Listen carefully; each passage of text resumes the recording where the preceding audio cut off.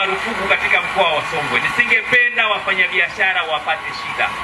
Sisi watendaji tusiwe kikwazo kwa vijana hawa walioamua kujiajiri kupitia biashara zao. Twendeni tutoe huduma kwa kuzingatia misingi ya utu, tutoe huduma kwa kuzingatia misingi ya haki, tutoe huduma kwa kuzingatia misingi ya sheria, tutoe huduma kwa kuzingatia hekima na busara.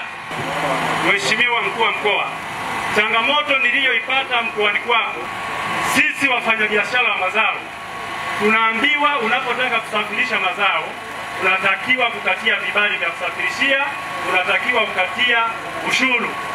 Unafanya yote, unakatia ushuru, unakatia vibali vya kusafirishia, unapakia mzigo, unaondoka. Unapofika njiani unakutana na maskari njiani, wanakusimamisha. Kuna sehemu nakuta umeshapita hata beli ya mbili, zimeshahakikiwa, zimegongwa na muhuri safi. Anakuambia fungua mzigo wako tuangalie.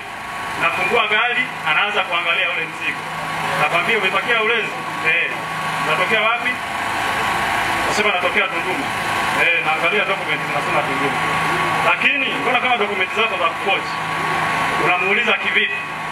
Anakuambia Tunduma walimi Ulezi. Anambia sasa mimi Ulezi nimeununua soko la Majengo Tunduma. Sasa unabishana na mimi. Mimi ndio nishakwambia walimi Ulezi. Sasa mheshimiwa, document nimetoa wapi? Nakwambia umefoji.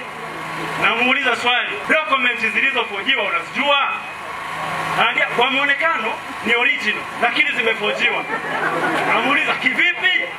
Anakuambia mnavusha Ulezi kutoka Zambia, mnauleta Tanzania, ukishafikisha Tanzania unafoji document ya halali, unaanza kusafirisha. Unamuuliza ushahidi wako ni upi? Kwamba Ulezi umetoka Zambia, umekuja Tunduma, alafu mimi ndo nikafoji document nipeleke Dar es Salaam au nipeleke Arusha bila kuwa na document za kupitisha kwenye boda. Anakuambia wewe tutabishana sana. Sasa cha kufanya, weka gari hapo, tutaonana kesho custom. Biashara siku hizi mkoa ni ngumu. Unaenda na order, mteja anaangalia vitu vitatu tu. Kitu cha kwanza ubora wa bidhaa, kitu cha pili ni bei unayomuuzia, kitu cha tatu ni delivery time. Mtu anakuchelewesha, unakuja kufika kule hauna order ya mzigo. Lakini hawa vijana kwa uzalendo wao wameamua kujiajiri na kufanya biashara lao.